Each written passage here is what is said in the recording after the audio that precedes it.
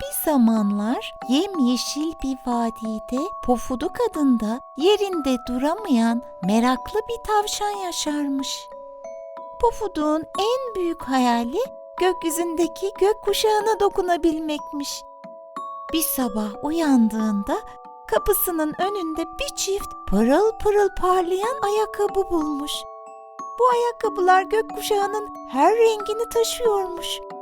Pofuduk ayakkabıları giyer giymez kendini kuş gibi hafif hissetmiş.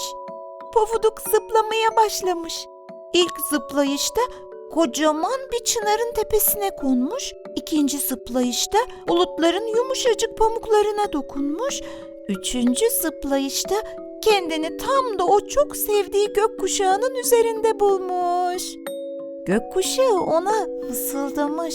Pofuduk, bu ayakkabılar sadece cesur, çok nazik kalpli çocuklara, bir de tavşanlara görünür demiş. Pofuduk o gün gökkuşağının üzerinden tüm dünyaya gülücükler dağıtmış. Akşam olduğunda yuvasına dönmüş, ayakkabılarını yatağının kenarına koymuş, huzurla uykuya dalmış.